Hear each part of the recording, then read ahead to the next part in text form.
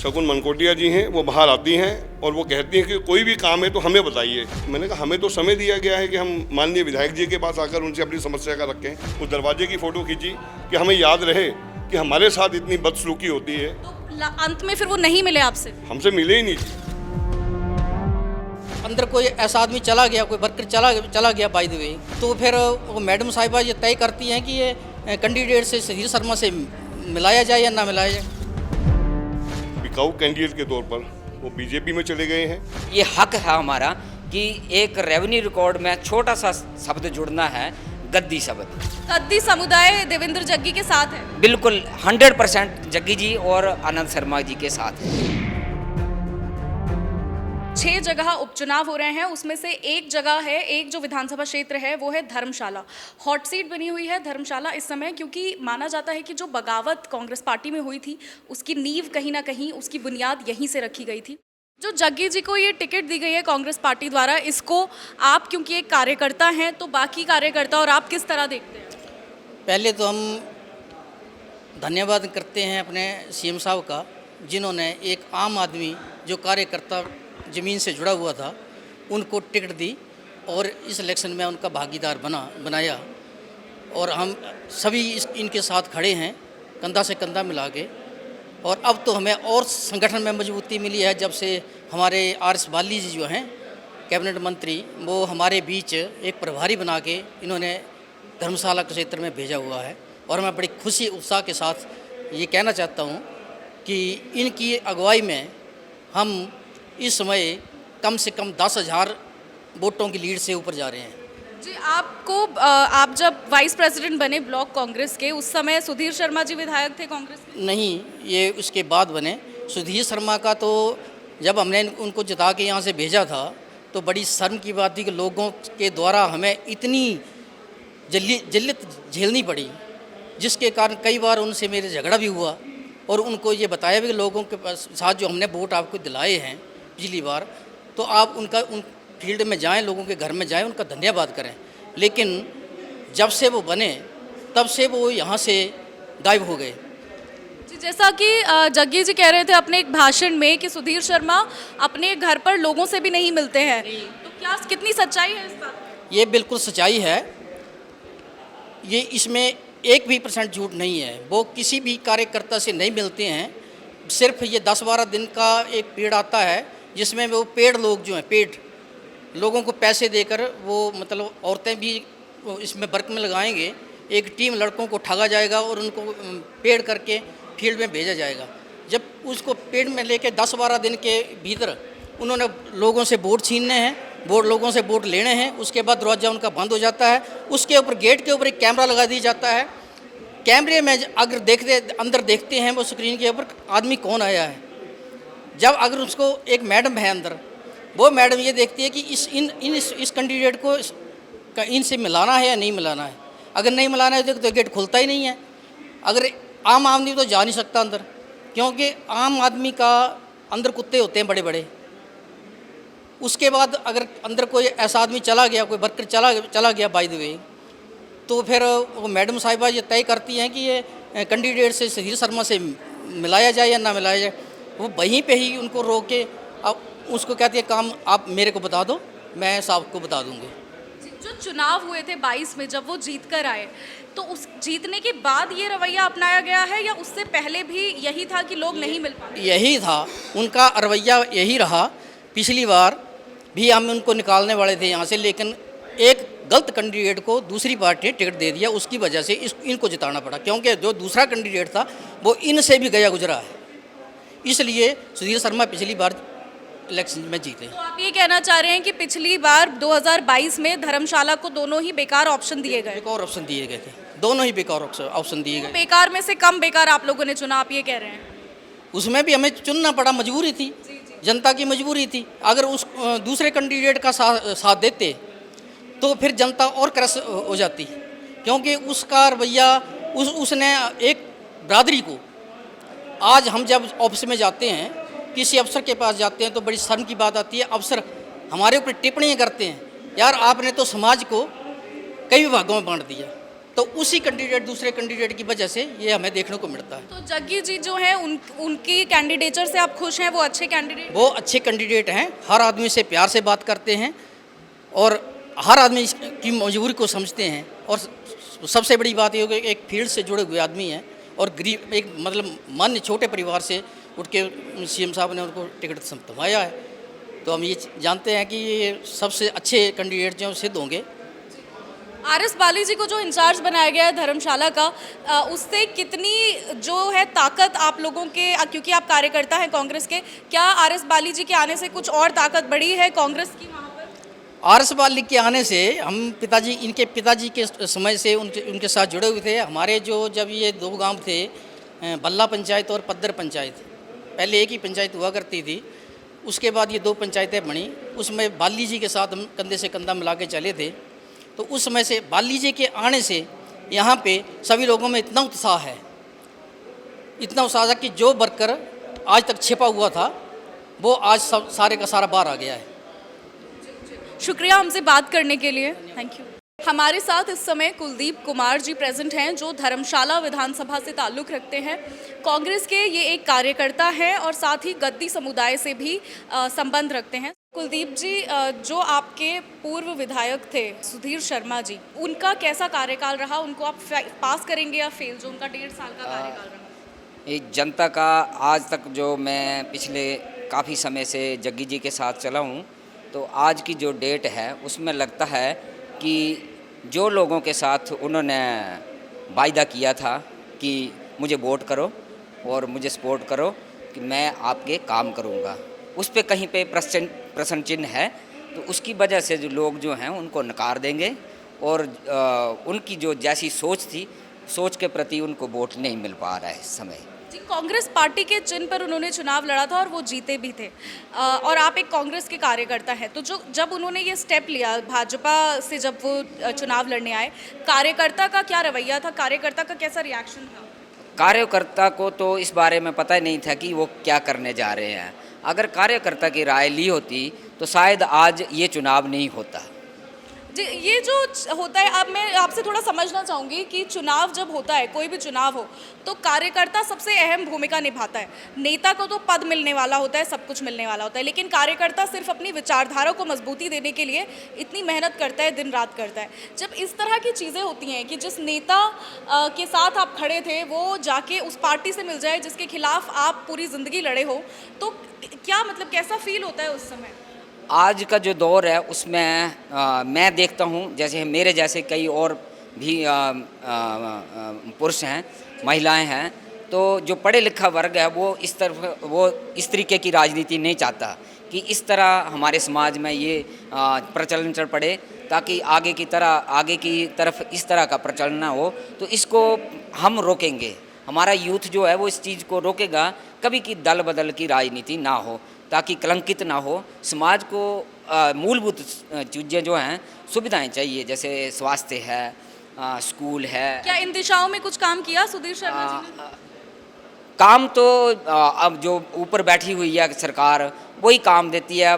विधायक बने हैं, लोगों ने जिताया, मैंडेट दिया है, तो उसके ऊपर उनका दायित्व बनता कि वो अपनी जनता की जो समस्याएं हैं उनको आगे लेकर जाए। मगर हम देखते हैं कि स्वास्थ्य की सुविधा से धर्मशाला में एक जोनल हॉस्पिटल है, उसकी दशा जो है बहुत दयनीय हो चुकी है, जिसके लिए हम प्रयासरत थे कि उसके ऊपर काम किया जाए।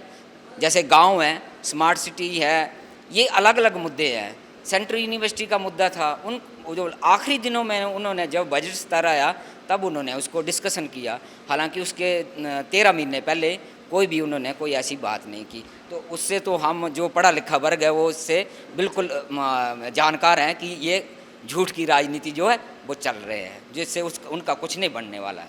जी, क्या गद्दी समुदाय के कुछ अपने मुद्दे भी हैं धर्मशाला में? जी हाँ, रेवेन्यू रिकॉर्ड जो है उसमें 6 वंचित जातियां हैं। मैं नाम नहीं लेना चाहता क्योंकि ये अब जो अब का दौर जो है वो उस चीज़ को नहीं मानता, मगर ये हक है हमारा कि एक रेवेन्यू रिकॉर्ड में छोटा सा शब्द जुड़ना है, गद्दी शब्द। तो मैं गद्दी फैमिली से बिलोंग करता हूँ, गद्दी भाषी हूँ, मुझे गद्दी भाषा भी आती है, वेशभूषा भी मेरी वैसी है, हमारा जो चोला डोला रहन सहन वैसा ही है। और हम चाहते हैं कि हमने मैनिफेस्टो में भी ये ऐड करवाया है स्पेशल कांग्रेस पार्टी से कि ये हमारे जो वंचित जाति हैं उनके साथ ये शब्द जोड़ा जाए, और उसका हमने वो जो प्रमाण पत्र होली चंबा में बने हुए हैं उसकी तर्ज पे हम ये चाह रहे हैं। तो जग्गी जी को जो टिकट दिया है कांग्रेस पार्टी ने, क्या आप उनको समर्थन करते हैं? जी, हमने खुले मंच से हमारे जो अध्यक्ष हैं महेंद्र जी, उन्होंने, और हमारा जितना भी कुनबा है, हमारे काफ़ी वोटर हैं और सपोर्टर भी हैं, बाहर से सपोर्टर भी हैं, दोनों कांगड़ा और चंबा में, तो हम दोनों ही उसमें उनको मैंडेट देंगे और अच्छी तरह से। गद्दी समुदाय देवेंद्र जग्गी के साथ है? बिल्कुल 100% गद्दी जो समुदाय है वो बिल्कुल 100% जग्गी जी और आनंद शर्मा जी के साथ है। जी, और आखिरी सवाल, क्या आपको लगता है जग्गी जी ये सीट निकाल पाएंगे? अगर निकाल पाएंगे तो आपके हिसाब से क्या लीड रहेगी? अभी के हिसाब से जैसे हमारे भाई जानू जी हमारे साथ जिनको प्रभार दिया गया है, अब ये समझो कि एक तरफा जाने वाला है। आज जो है वो हम एक तरफ की तरफ चल पड़े हैं, और जो प्रत्याशी हैं उनको भी पता है कि ये किस तरह से काम करते हैं, और इन्होंने इनसे काम लिया है। इनके जो स्वर्गीय श्री GS बाली से जो काफ़ी अच्छे कार्यकर्ता थे, नेता थे, और छोटे मोटे नेता ने इंटरनेशनल नेता थे, तो उनका वजूद है। उस वजूद की वजह से ही जग्गी जी जो हैं वो 100+ होंगे। जी, आपने RS बाली जी की बात कही तो मैं आपसे बस एक और सवाल पूछना चाहूँगी। RS बाली जी के धर्मशाला चुनाव से जुड़ने के बाद क्या धर्मशाला में कांग्रेस को और मजबूती मिली है? कितना फ़र्क पड़ा है उनके इस चुनाव से जुड़ने के बाद? जी हाँ, ये जो मजबूती है वो बहुत अच्छा माहौल बन गया है, और जो भी पुराने कार्यकर्ता थे, महिलाएं थी, पुरुष थे, महिला मंडल थे, जैसे OPS का मामला है, महिलाओं के लिए 1500 का मामला है, ये सारी चीज़ें वो जो गारंटियाँ सरकार ने दी थी वो गारंटियाँ पूरी होती नज़र आ रही हैं, और ये पूरा होगा और चुनाव जग्गी जी जीतेंगे। शुक्रिया हमसे बात करने। बहुत बहुत धन्यवाद। समाचार फर्स्ट है। धर्मशाला जो विधानसभा क्षेत्र है वहाँ से देवेंद्र जग्गी की टिकट कांग्रेस पार्टी ने अनाउंस कर दी है और वहाँ से इंचार्ज नियुक्त किया गया है RS बाली जी को। तो धर्मशाला में जो चुनाव होने वाले हैं और क्या माहौल अभी चल रहा है उस पर ही हम चर्चा करेंगे धर्मशाला के कुछ लोगों से। गोस्वामी जी हमारे साथ मौजूद हैं इस समय, उप प्रधान भी हैं ये अपनी पंचायत के। चुनावी बिगुल बच चुका है। जो बाई इलेक्शन जो अभी हमारे ऊपर थोपे गए हैं, जो हमारे कांग्रेस के जो पहले विधायक रहे हैं सुधीर शर्मा जी, उनके द्वारा, जैसे कि पता है कि वो पार्टी छोड़कर यहाँ से बिकाऊ कैंडिडेट के तौर पर वो बीजेपी में चले गए हैं, और जो धर्मशाला की जनता ने, धर्मशाला की जो देवतुल्य जो जनता है, उन्होंने जिताकर अभी 1.5 साल पहले ही उन्हें धर्मशाला का विधायक बनाकर भेजा था कि हमारे धर्मशाला के जो विकास के कार्य हैं वो करवाएंगे, और हम सब के जो भी जैसे छोटे मोटे जो कार्य हैं, सड़कें हैं जैसे, तो 1.5 साल के अंदर मैं स्थानीय यहाँ से उप प्रधान हूँ पद्दर पंचायत का, माता चामुंडा देवी के मंदिर में यहाँ पर मैं पुजारी भी हूँ शिव मंदिर में। तो मैं आपको साफ कहता हूँ कि इन 1.5 सालों के अंदर मैंने सुधीर शर्मा जी को 1000 फ़ोन किए होंगे। खुद प्रधान होने के बावजूद लोगों की मुझसे उम्मीद थी कि हमारे जो काम हैं, हमारे जो प्रधान हैं, वो उनके सुधीर शर्मा जी के साथ अच्छे रिलेशन है, वो काम करवाएंगे। तो 1.5 सालों में उन्होंने मेरा फ़ोन तो कभी नहीं उठाया, और ना कभी हमें वहाँ गए तो हमें मिलने का उनसे मौका मिला। मेरा एक सवाल आपसे है कि कई लोगों ने ये कहा है कि सुधीर शर्मा जी जो हैं वो लोगों से मिलते नहीं थे, उनके घर का दरवाज़ा नहीं खुलता था अगर उनके घर भी लोग जाते थे। इस बात में कितनी सच्चाई है? बिल्कुल सच्चाई है। मैं आपको फ़ोटो बता सकता हूँ।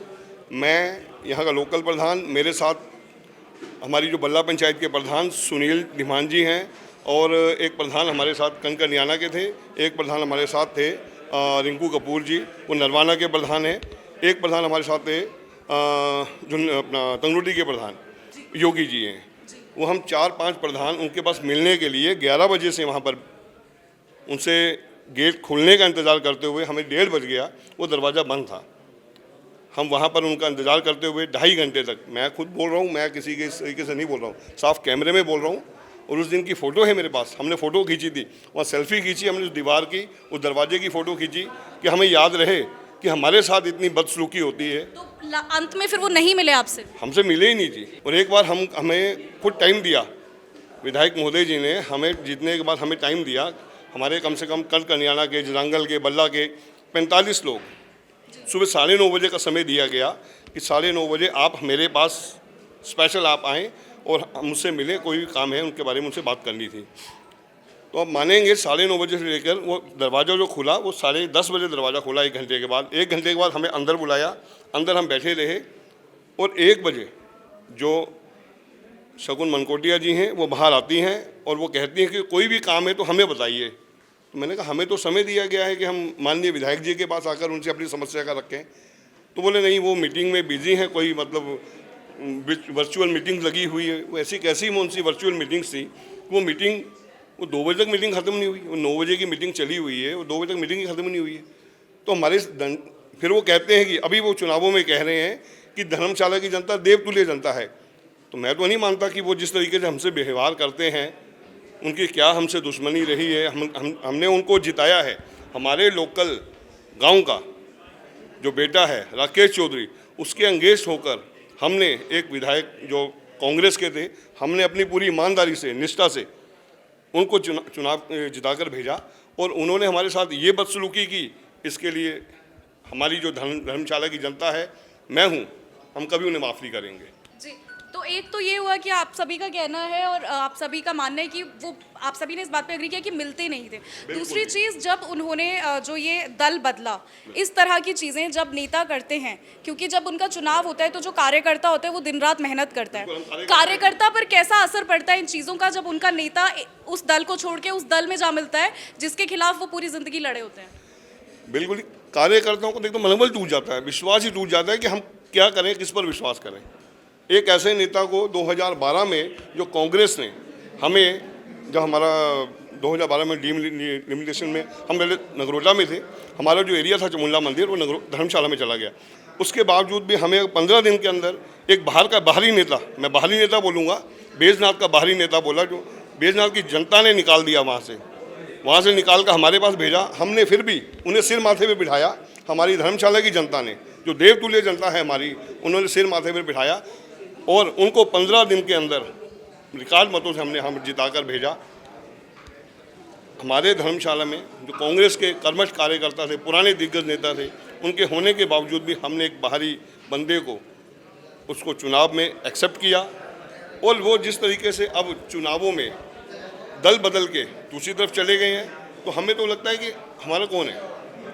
अब ये जो बाई इलेक्शन हुए हैं उसके जिम्मेदार यही हैं, ये सुधीर शर्मा जी ही उसके जिम्मेदार हैं, जिन्होंने, मैं तो कहता हूँ कि माता चामुंडा देवी ने ये जल्दी से वो टाइम समय ले आए। हम तो 5 साल का इंतज़ार कर रहे थे कि 5 साल के बाद हम उन्हें बताएंगे, पर ये खुद ऐसा समीकरण हुआ, ऐसा मतलब माता जी का नहीं क्या हुआ कि उन्होंने 1.25 साल के अंदर ही अपना रूप बता दिया कि मैं ये भी कर सकता हूँ।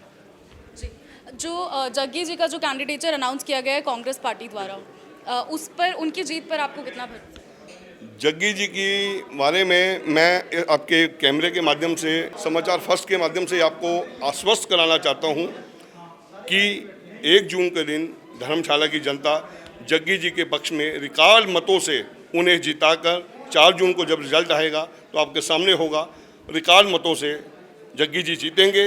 और हमारे पद्दर पंचायत से मैं कहता हूं कि ज़्यादा से ज़्यादा हमारे 2300 वोट हैं, 1800-1700 पोलिंग होती है। सबसे ज़्यादा वोटों से यहीं से ही जग्गी जी को जीत मिलेगी और इसका मैं आपसे वादा करता हूँ। जी, शुक्रिया हमसे बात करने के लिए। 14 महीने पहले जो सरकार कांग्रेस पार्टी है, हिमाचल प्रदेश की जनता ने बड़े प्यार से और बड़े खुशी से उस मुख्यमंत्री को वोट दिया था, जो मुख्यमंत्री एक गरीब परिवार से, जिसके पिता एक ड्राइवर थे। और हिमाचल प्रदेश ने भारी बहुमत 68 में से 40 सीटें जिताकर कांग्रेस पार्टी को भारी बहुमत दिया था। लेकिन इसमें 14 महीने के बाद हमारे जो कांग्रेस के 6 विधायक थे वो पार्टी छोड़ के चले गए।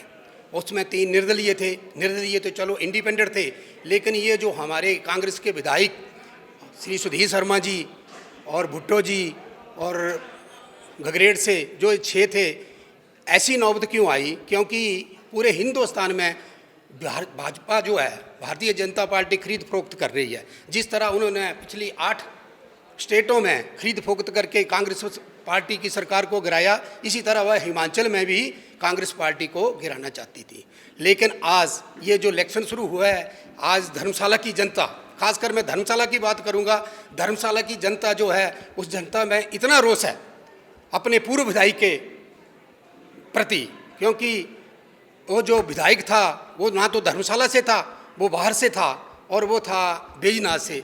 तो बैजनाथ से धर्मशाला के लोगों ने 10 दिन में, जब राजा वीरभद्र की सरकार 12 में होती थी, तो उस वक्त टिकट देके धर्मशाला की जनता ने उससे प्यार किया और 10 दिन में भारी बहुमत से कम 5400 वोटों, 5400 वोटों से जिताया। लेकिन उन्होंने पिछले 12 से लेकर 17 तक 5 सालों में धर्मशाला की जनता को ना तो कॉन्फिडेंस में लिया, जीतने के बाद उन्होंने जो अपना ही जो विकास किया अपना किया, ना कि कांग्रेस पार्टी का जो विकास हुआ वो कांग्रेस पार्टी ने खुद, राजा वीरभद्र उस वक्त हुआ करते थे, उन्होंने जो विकास कराया, जैसे स्मार्ट सिटी है, स्मार्ट सिटी जो है वो हिमाचल में 2 मिली, 2 में से राजा वीरभद्र ने एक धर्मशाला को दी और एक शिमला को दी, और जो डेवलपमेंट हुई, जो बजट पास किया, वो सब कांग्रेस पार्टी की देन है। आज वो डींगे मारते हैं कि हमने स्मार्ट सिटी का जो विकास कराया, तो उस विकास में उनका कोई रोल नहीं है, उसमें रोल है कांग्रेस पार्टी का, क्योंकि उस वक्त कांग्रेस पार्टी थी।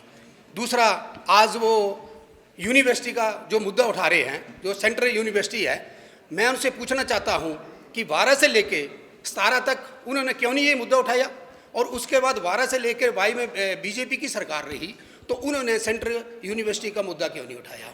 आज जब वो कांग्रेस पार्टी से चले गए तो विधानसभा में एक दिन पहले उन्होंने जब ये मुद्दा उठाया कि धर्मशाला की जो सेंट्रल यूनिवर्सिटी है वो यहाँ से देहरा में जा रही है, देहरा में एक कैंपस बनना था, लेकिन धर्मशाला का काम शुरू नहीं हुआ। डबल इंजन की सरकार थी, इनकी मिली भगती बीजेपी सरकार से हुई, पता नहीं इनका क्या रेट बना, क्योंकि सीएम महोदय ने खुद कहा है कि ये सबके सरगाना है, क्योंकि जो खरीद फरोख्त हुई है उनमें मेन रोल जो है वो हमारे पूर्व विधायक श्री शर्मा जी का है। जी, तो मैं आपसे ये भी जानना चाहूँगी, आप कार्यकर्ता हैं, पोजीशन होल्डर हैं पार्टी में, जब इन्होंने ये सब चीज़ों की शुरुआत हुई थी, क्योंकि पहले डिसीजन हुआ होगा इनका, कहीं ना कहीं स्ट्रैटेजी बनी होगी, क्या इन्होंने किसी भी कार्यकर्ता के साथ इस बारे में कुछ बात की थी? जैसे इन्होंने कहा इनका मन आहत था, क्या ये बात आप लोगों के साथ डिस्कस हुई थी?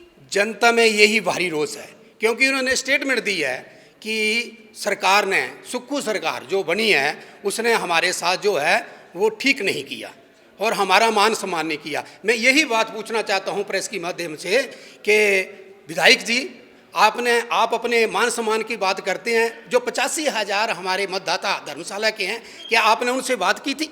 क्या आपने जो उनके मान सम्मान को ठेस पहुंची उसका जिम्मेवार कौन है?